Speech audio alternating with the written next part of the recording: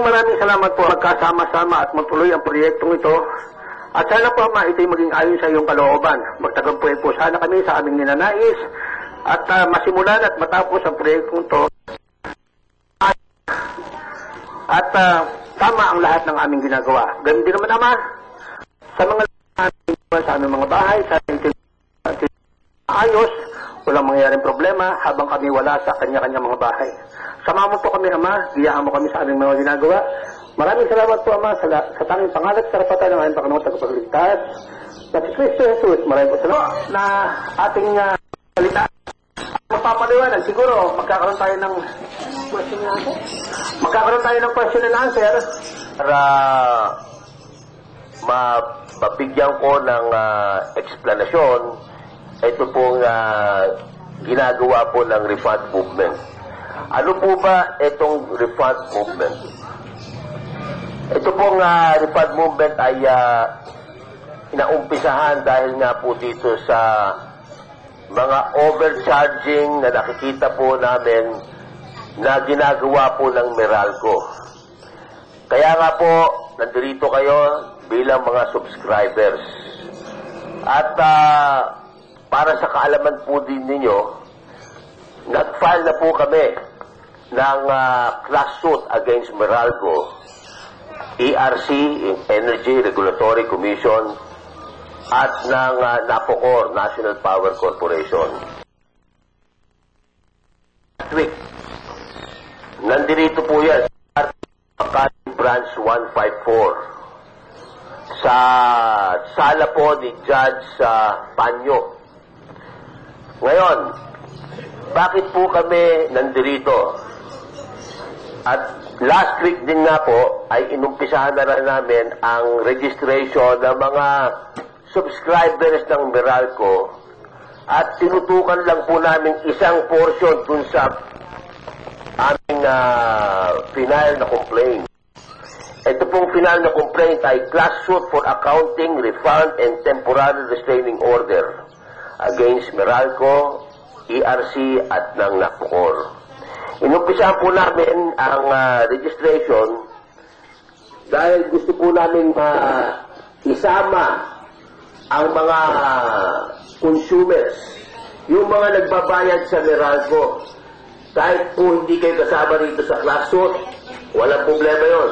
Importante dito, pag awa ng Diyos kung ito po'y mag-grant ng korte na tuloy-tuloy na po ang hearing, ay amin pong isasama yung amin pong, ito po mga nakalista, na-validate po namin ng mga nagbabayad sa Meralco.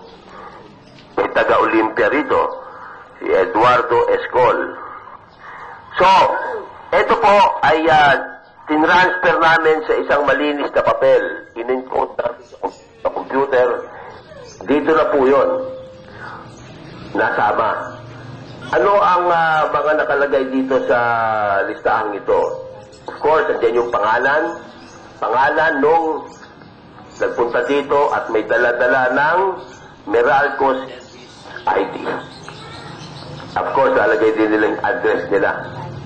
At saka, meron po, dito po sa ating mga volunteers, meron dito tutulong sa inyo paano i-compute ang inyong approximate na pwedeng i-refund na system loss. Okay, siguro naman, naririnig din sa radyo, sa telebisyon, mga komentaryo, sa dyaryo. Ano ba itong systems loss na ito? Alam niyo po, sa amin sa refund movement, nakikita namin unconstitutional. Imagine that, yung kuryente ng Meralco building sa Ortigas at yung mga opisina nila sa Meralco, ang nagbabayad pala nun, ang mga consumers, tayo ang nagbabayad. Yan po ay tinanggap ng Meralco. Inamin po ito in open statements. Ano po yung binabayad pa rin natin? Yung pilferage. Yung mga pagnanakaw daw sa kuryente. Yung iba. Okay? At tayo rin ang nagbabayad. Pero alam niyo po ba, ang ating Kongreso, binigyan sila ng Congressional Act. Ito yung Anti-Pilferage Act. Kung saan ay pwede na lang gamitin yung batas para tugisin yung mga nagnakaw ng mga metro, ng mga kable, at iba pa, even poste. Eh bakit tayo pa ang sumisingil at kasama yun sa systems loss? Ano pa yon? Yung pension, inamin din po ito. Pension fund ng mga taga-Meralco. Consumer din ang nagbabayad. Tayo rin po nagbabayad dito. At marami pang kadikit dito sa systems loss. Kaya dito po, pinokus lang namin dito sa portion ng systems loss, ano? At meron pa na nga dyan, mga metro, yung metering, kasama pa rin po dyan. So, ang amin dito ay magkaroon yung approximate na pwede ninyong ma-refund. Now, paano po yun? Bibigyan niya ako ng example ng ang feeling nyo. Ito po yun. Titingnan nyo po dito. Po yun. Ang nandito po sa billing summary, system loss. Katulad ni itong contract nito ay Jose Arnel Villanueva Zulueta.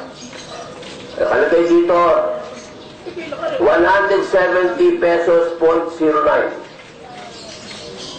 Ang formula po ng ng mga legal team po natin ay yung system law, let us presume, i-average natin kasi approximate lang naman.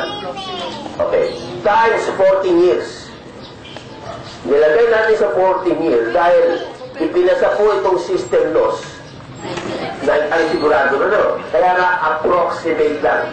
Huwag kayong umasa na ganito magiging ang importante dito, meron tayong may lalagay na at least idea, rough estimate kita nga. Kaya nakita nyo, may mga Supreme Court decision po. Dinirect ang Meralco na i-refund, yung income tax na binayad nila sa atin pa rin po siningil yun. Yung value added tax sa atin din siningil yun. Nakita nyo naman yun. Correct. So, lang tanghali. Dahil marami pa pong pupuntahan ng mga barangay, mga nag-i-schedule po. So, dito po, umpisahan natin dito sa inyong barangay dahil alam nyo po si Mr. Miranda, naalala ko ito, may litrato siya. Nilapitan ako kaagad nung nandito kami sa City Hall. At sabi na, sir, pwede ba di sa lugar ko, i-schedule namin yan at ano natin yung mga gustong namang magpa-register. Wala pong bayad to. Walang halong politika. Tandaan po natin to, ha? Ang amin na dito, we would like to give meaning to the case, to the complaint that we filed. Meron pong pending to, naka-file sa RTC. Imbitado rin ko po kayo mamaya. Gusto nyo pumunta doon. Anyone can, because consumers kayo. Kaya tayo ay naglagay ng consumer power. Kailangan maintindihan ng mga consumers. Ano ang karapatan at kapangyarihan ng mga consumers? Hindi puros bayad tayo ng bayad. Alam niyo po, ako, na-realize ko lang na kailangan tingnan ko yung billing ko. Lately na lang. Pero nung nakita ko at in-analyze ko po, talagang grabe ang pandaraya na ginagawa po ng Meralco. So, kung may tatanungan po kayo, open po ako ngayon for 5-10 minutes clarification. Ganun lang po kasimple itong ating pong registration na tinatawag. Bago po magsimula yung katanungan, medyo kukwento lang ako ng konti, katulad dun sa kahapon na yung pag-ikot natin, hindi tumulong sa atin. Ito lamang po, yung huli, nag-request tayo ng lona. Pero yung kahapon po na pagtutrompa, sarili pong gas sa barangay, makinabang din. Lalo na marami naman ako dito mga dating ka-eskwela, mga kaibigan, lahat makinabang. Ganun ang nasa isip natin, kaya nag-ikot tayo, kahit sariling gastos, ginawa natin. Ganun lamang po siguro, kung may mga katanungan po, para kung makakasagot kami, sasagot kami, kung hindi naman, Okay.